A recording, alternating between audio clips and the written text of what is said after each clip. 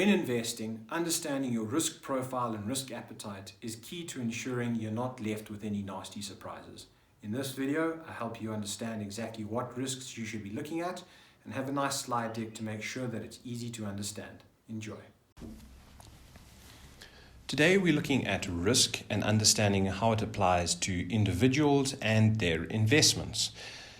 As with all of my videos, there are slides which we're going to go through today, and they are available directly from the website. So there is no need to take down notes as we go through the video. You can simply download the slides directly from the website. So let's go into understanding risk and what risk is for you. There are three types of risks that we need to understand: the risk required, your risk capacity, and your risk tolerance. And they all vary slightly. So let's look at the risk required. The risk required is how much risk you need to take in order to achieve your goal. Let's just say in this instance that the goal that you're trying to save for is retirement. If you have 30 years to retirement, the risk that you need to take is actually quite low. You don't need to go and chase huge returns because you've got a long period of time to save. However, if you are 5 years away from retirement, the risk that you need to take in order to accumulate as much as possible for retirement is high. So that's the risk that you need, or the risk required. Understanding your risk capacity. This is how much risk you can afford to take. And how we work that out is, are the funds that you're looking to invest a small portion or a large portion of your overall financial assets base? So if we're saying that the risk that we're wanting to take on assets that are your life savings, we've got to be very careful, because if we take too big a risk, we are actually going to find ourselves in a spot of bother if that all goes bang and the markets go topsy-turvy. Whereas if it is a small portion of your overall finances, you can afford to be more aggressive. So that's your risk capacity. Your risk tolerance is actually more of a personal preference. This is how much risk an individual is willing or comfortable to take.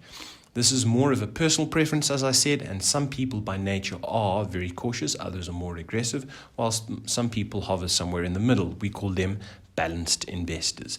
So understanding how these three interplay between each other is important when considering investing. If we go through to the next slide, we need to understand what factors affect risk. We have the objective, your age, the time frame, the accessibility, and the income. So we need to understand the first thing that affects risk is the objective. When we invest, we need to know exactly what the purpose of the investment is. Is it to create more wealth? Is it to save for retirement? Is it for children's education? Or perhaps it's even a Ferrari fund. It doesn't really matter. We need to know what the objective is, because that influences the risk. The other thing that influences risk is age. Unfortunately, we don't know how long we're going to live, but it's commonly accepted that the older you get, the probability of you passing on increases. It's therefore important to ensure that your goals are realistically aligned to your age. If all the clients wish to take investing in high-risk products, then your advisor has the responsibility to explain that the risk of impact of losing those funds is higher because you've got a shorter time frame, or you're older. Let's talk about time frame now. You need to understand when you wish to receive benefit from your investments. Is this a long-term investment, or is this a short-term investment? If we're thinking about children's education as an example, and your kids are 2 years old and you're looking to save for university, cool, we got 16 years, that would be deemed a long-term investment horizon. If, however, you are 55 and you haven't started saving for retirement, that's probably a lot shorter. And obviously, that time frame depends on how much risk you are able and willing to take. The other thing that we need to understand is the accessibility to cash.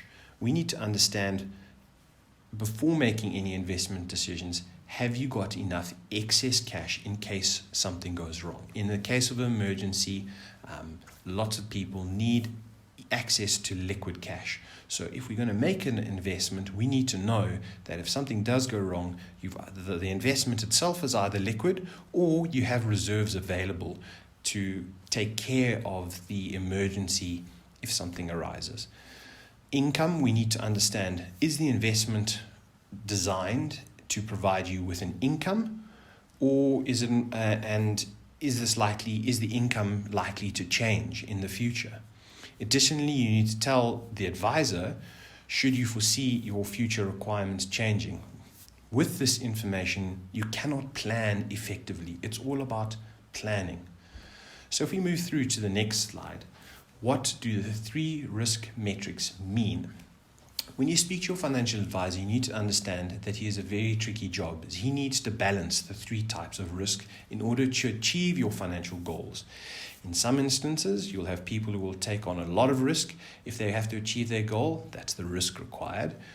They may even are happy to take this high risk tolerance. However, they do not have the means, the risk capacity to do so. So out of the 3, people might be willing to take the risk. They might have the ability to take the risk, but their personal preference there doesn't allow them to take that.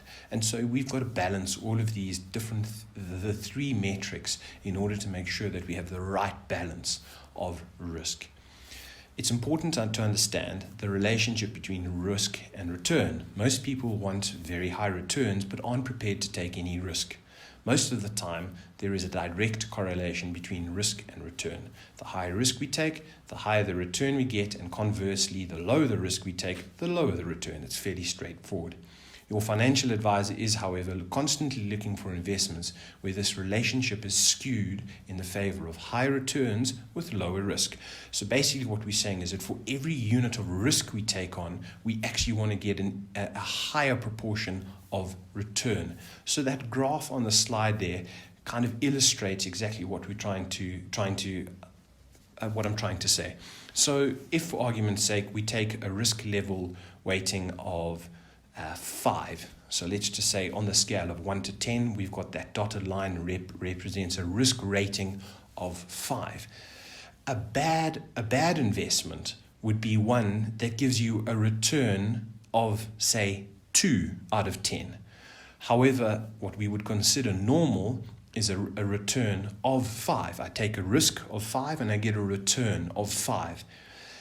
What is good, however, is if we can find a risk rating of 5 but get a return of 7. And so your financial advisor is constantly on the lookout for investments that do that.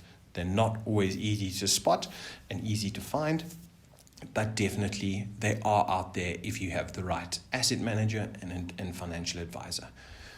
Moving on to the final slide in understanding risk. We need to understand the financial risk and return indicators.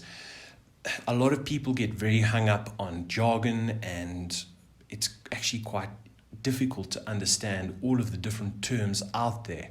So I've just given you a couple here to help you understand some of the investment speak.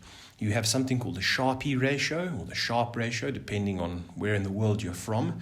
And this basically compares the return of an investment and divides it by the risk of that investment. So a Sharpe ratio greater than 1. So if we had to go back to that previous graph on the previous slide, we would have had a risk ratio of 5/5. We would have had, if we took the normal scenario, we would have had a 5 risk rating and a 5 return. So 5/5 is equal to 1. And this is generally considered acceptable to good by investors. Obviously, anything less than 1 is not advantageous to you. However, ratios that are higher than 1, up to, say, 2, are considered very good, whilst a ratio of 3 is almost unheard of, but it is considered excellent. But understanding this, you can now look back at the fund fact sheets. So every investment should have a key investment document, a KID, and in that it should give you some information, including the Sharpe ratio. So this will help you understand whether or not the risk and the return rating is good. Be careful. Sharpe ratios can sometimes be really high and they look really attractive, but if you dig a little deeper and look at the underlying investments, they're actually not invested in very good or high quality investments. So Sharpe ratio is just an indication on the risk and the return that you're getting. The other factor which we look at is called beta. This ratio measures the risk that is inherent or unavoidable in the market or sector in which you are investing and compares that to how your specific investment has performed. So basically, we're taking an average of the market and we're saying, has your investment compared to a whole lot of other investments done better or worse? And that's what the beta is basically telling you. It basically is a measure of volatility. So if your investment has a beta of 1, this indicates that it has the same amount of risk present in the market. However, if it's greater than 1, it means that you're taking on more risk than the same, and there are other opportunities in the market that can provide a lower risk for the same sort of return. And then obviously a beta less than 1 means that the investment is less risky. So in a very simplistic terms, if you have an investment that has a high Sharpe ratio above 2 and a beta of less than 1, this is likely to give you better returns with lower risk. However, as I say in the last sentence, the investment world nothing is ever certain, and making sure that the quality of the investment that you're getting into is important. If this is not what you do on a day-to-day basis, I strongly suggest that you get professionals involved, professional asset managers or financial advisor to guide you through this. I hope you found this video interesting on understanding risk. Again, please like and share it, and I hope to see you back here soon. Thanks very much for watching.